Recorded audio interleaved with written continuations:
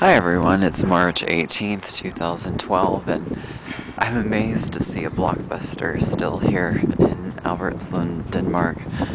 Pardon my appearance in the glass. I just helped my host sister, her husband, and baby get to the airport. An extra set of hands, and we... I don't want to say partied all night because that has kind of a druggy implication, or it implies drugs or something, but it was not that, I promise you. My other two host sisters from 7 years ago, their husbands are turning 40 and 45, and had a pretty big celebration at this really interesting place. Oh, that's a really good price. 15 crowns for a burger. I might have to go back for that. I have some Danish crowns I need to spend anyway. Well, this party had, they said 60 guests, but I think it was more than that, to be honest. And it was at an old harbor building where the Danish royal fleet was centuries ago, and up until not that long ago, actually. And it was where the British bombardment of the city took place about 200 years ago. The main thing I want to mention with this party, in addition to it being a really, I guess you would say, scintillating time, is that the wealth that I have described of Copenhagen has been a little bit illusory. And by that I mean that people have complained to me last night, and how would I say this? In other words, usually in the US, you can see almost if someone is down and out right away, whereas here people are still able to put on a bit of a presentation longer and better. And it's really surprising to have people say that they fall on hard times so frankly, which I think is mostly a good trait, a good strategy.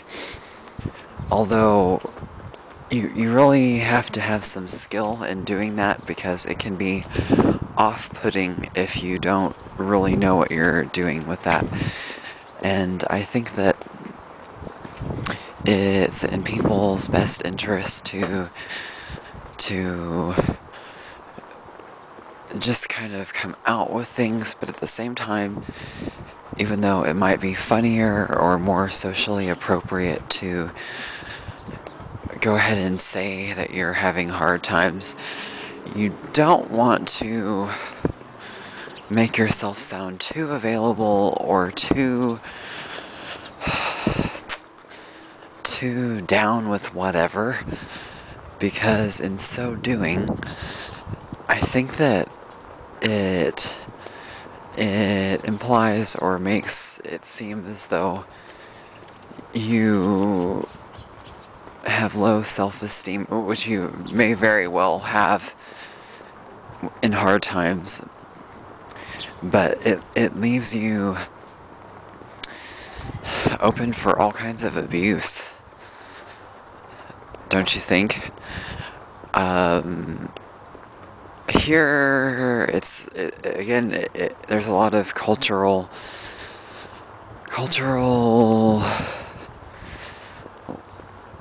differences in how that goes, but I would say definitely if you're watching from the States, to a lesser extent Canada, definitely Asia, you puff out your feathers more than ever when the chips are down and try to inflate your way back into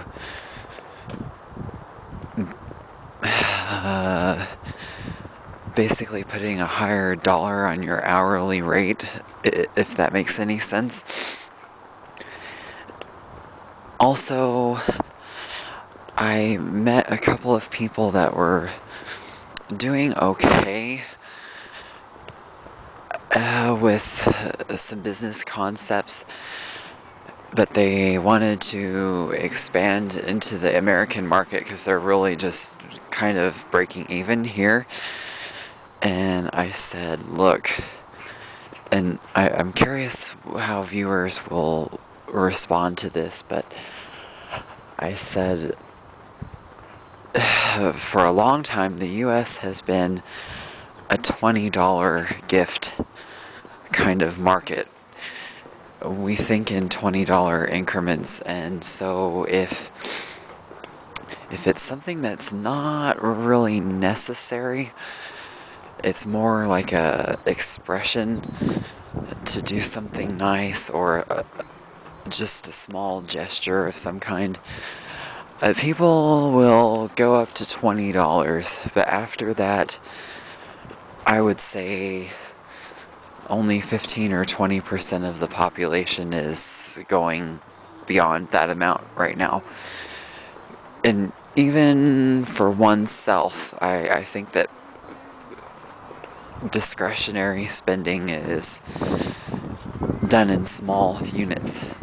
Unless it's a once or twice a year big ticket item like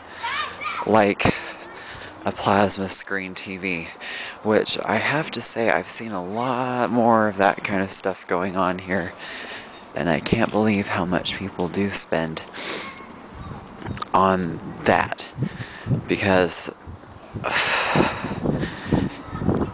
yes, we do need to have a consumer economy for the foreseeable future, but that kind of stuff does not really help the economy at all. That's literally just burning your money up. And also, if you have that much money locked up into one thing that's in the home, it prevents people from going out and from money circulating. So that's kind of my finger wagging point. What else was coming out from the party? Pretty much, it's still the case that the vast majority of Europeans wholeheartedly support Obama and can't understand why any American would doubt the improvements under his leadership.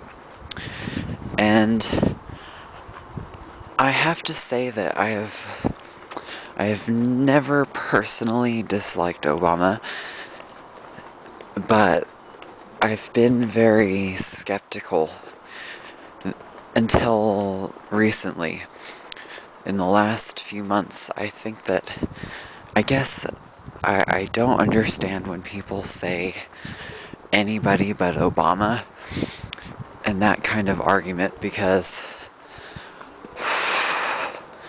that's not so great. And Ron Paul has some good points as well, but that is a total feel-good platform that he has going on, and you don't have to dig that far to see that it's a very pro-nuclear, pro-oil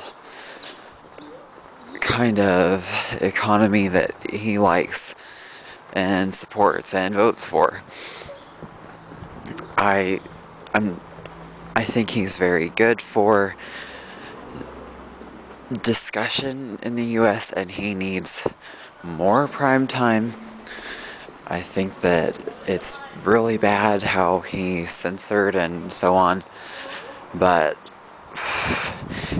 for a pretty sizable faction of the libertarian side, of which I often consider myself a part of, he is... I'm taking a detour to avoid some drunks. He is... I don't know what the proper literary term is, but he is basically a manifestation of the character John Galt from Atlas Shrugged. And I think that a lot of his political identity is loosely based on trying to portray that role. He's not really that well known here. And Romney, at least from the people that I saw last night who are above average education, he's seen as the master that would lead us to war with Iran, which we may very well get anyway. That's just a few samples of what's going on here in Denmark. I wish I had more camera time to describe what happened, but this video is already running long. We'll have some discussion below. Thanks for watching. Bye.